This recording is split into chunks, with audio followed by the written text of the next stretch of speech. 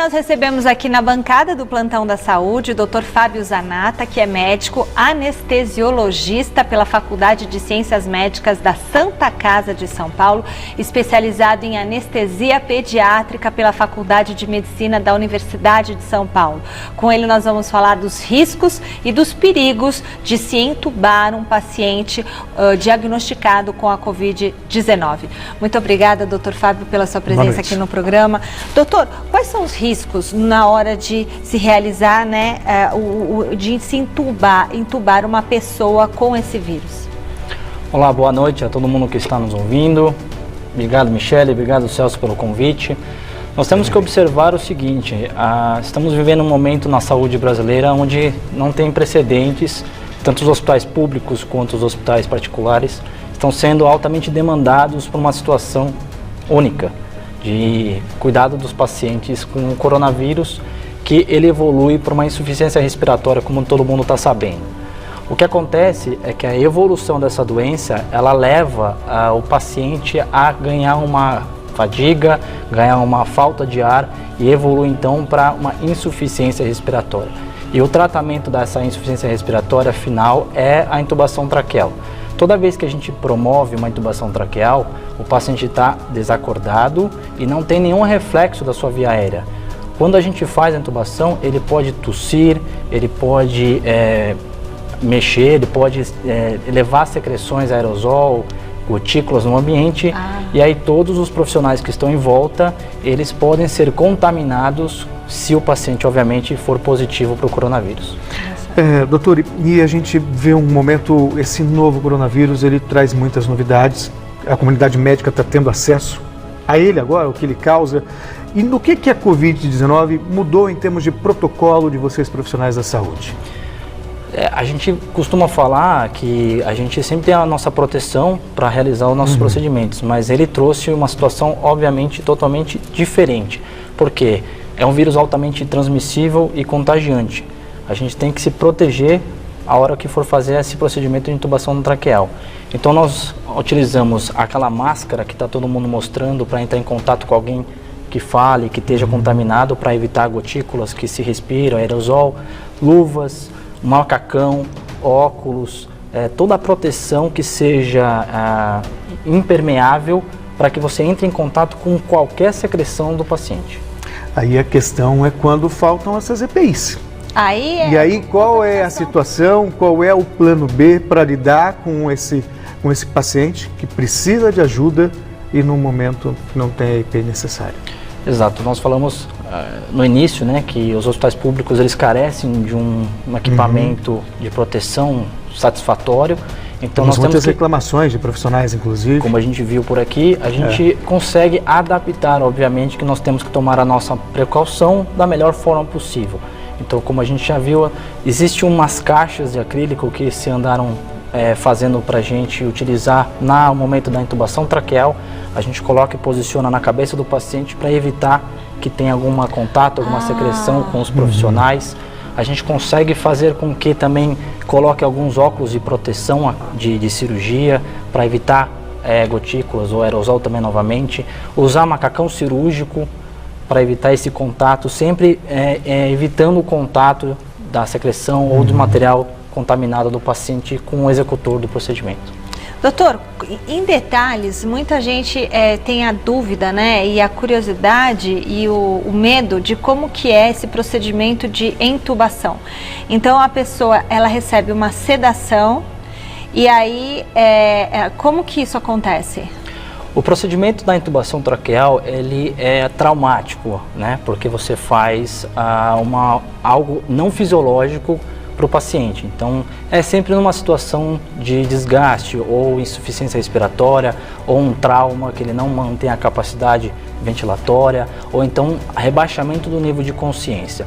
Para a gente fazer o processo de intubação traqueal, ele precisa ter umas etapas que devam ser feitas para proteger e evitar outros danos, por exemplo, um infarto agudo do miocárdio, um AVC ou algo pior. O que acontece? Toda vez que nós fazemos a intubação traqueal, sem um preparo, catecolaminas são adrenalinas que são dispersadas na corrente sanguínea, elevam a pressão arterial e promovem dor.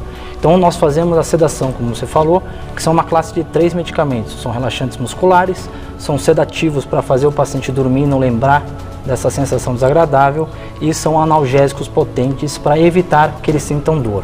Esses medicamentos são obrigatórios utilizar antes da intubação traqueal para evitar essas complicações que eu já falei.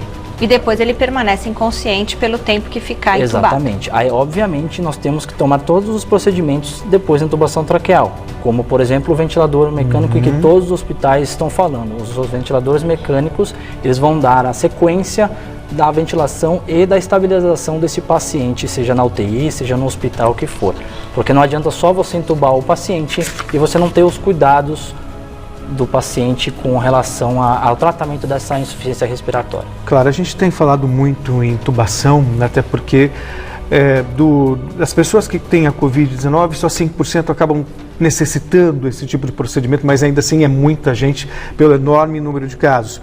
E tenho visto relatos de pessoas, profissionais da saúde, médicos, enfermeiros, que quando chega no momento que a doença atinge um nível muito grave, há um receio da intubação.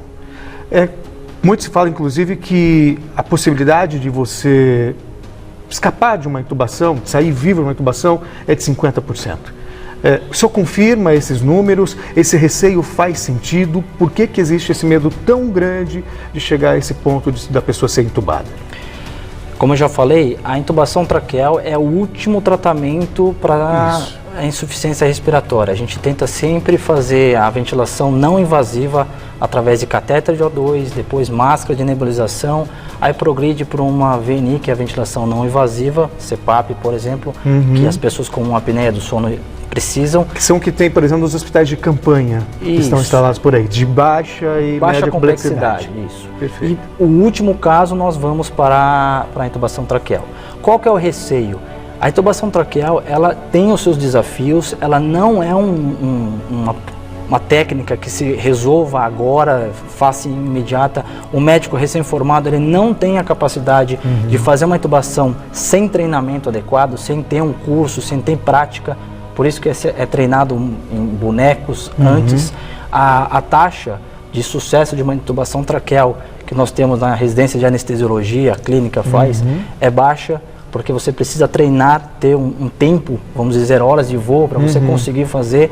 E aquela pessoa que acha que vai conseguir e vai tentar e não sabe, não tem a técnica, não tem a capacidade, ela está lidando com um indivíduo que já está numa reserva limite.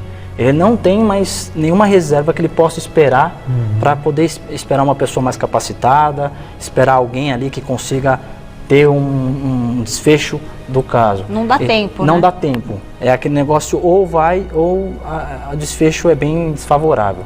Então, antes de se realizar a intubação traqueal, é preciso fazer treinamento, é preciso fazer aulas com quem tem Não sou médico, sou fisioterapeutas, todo mundo trabalha no TEI. Exatamente. Né? Ontem veio o fisioterapeuta aqui respiratório lá da Santa Casa e ele comentou que tem o Lucas Del Sarto e ele falou que tinham... Eu falei, quanto tempo leva para o fisioterapeuta se preparar, né? A gente acha uma semana, 15 dias, ele falou assim...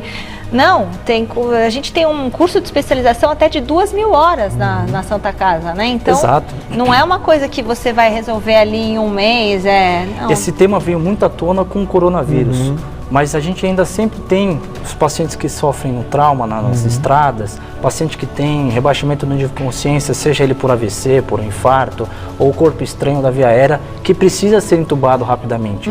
E quando você tem a sua prática, você tem a habilidade, isso não é um procedimento, vamos dizer, de 7 cabeças. É difícil, você precisa ter os parâmetros e as técnicas adequadas, os passo a passos, mas não fica algo impossível, não fica algo difícil. Agora, para quem não tem essa técnica, para quem não tem essas habilidades, esse treinamento, é algo bem difícil e o desfecho, obviamente, é bem, vamos dizer assim, leva à morte.